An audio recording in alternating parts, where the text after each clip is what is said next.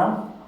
Today we will talk about iliotibial band. As previous video we have talked about generally more practical, but in this video we will talk about anatomical. Thank you, Jane. She has been model today for us. First, we will talk about anatomical. We will start with checking foot deformities.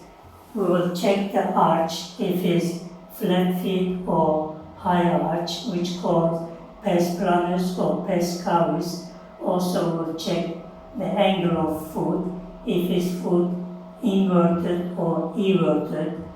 Also, we will go through, check the knee level. We will see if the knee same level or not. And now as we go proximately, we'll check hip level. We can demonstrate here in our model. So we're checking AS, IS at the same level because unalignment of these structures can cause tension on iliotibial band. So if you will check the patient other angle, so from the side line, we're checking the alignment between malleolus, knee, and greater thoracentric.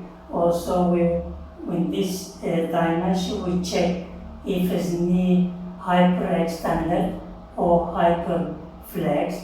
So in this case, if it's hyperextended or hyperflexed, will cause tension on the iliotibial band. So also we'll check the coronal state, coronal position. If you look at the right, so coronal position, we are checking the Achilles.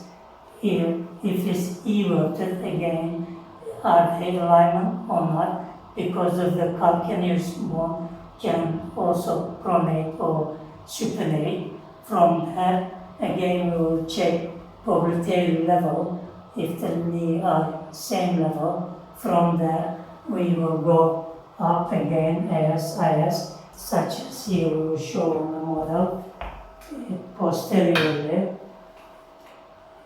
If they are same level, sometimes ilium may anterior or posteriorize. This structure will cause tension on iliotibial band.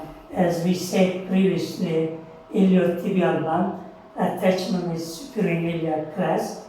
In previous anatomy book was telling that iliotibial band is extension of tensor fascia latae.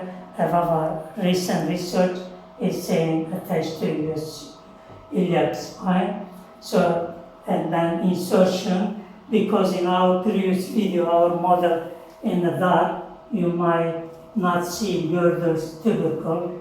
Girdle's tubercle is this tibial plateau, and girdle's tubercle, as you see here, this is the girdle tubercle where iliotibial band attached. If any of this structure will cause friction, iliotibial band can flick over the lateral condyle or femur as attaching is. During the most cause of pain is knee flexion. The runners or athlete, they frequently engage with knee flexion, which grinding over the bone. So the clinical test to indicate iliotibial band, there is two tests called Noble test and Ober test. Now we go through the test. Thank you very much. So for Noble test, we ask patient to lie supine and we palpate distal portion of iliotibial band and we flex the patient knee to 90 degrees. From 90 degrees, we bring the knee to extension. And now we checking patient if any pain. So in this case, it's negative because she has no iliotibial band syndrome. So this is the first. And the second test is Ober test.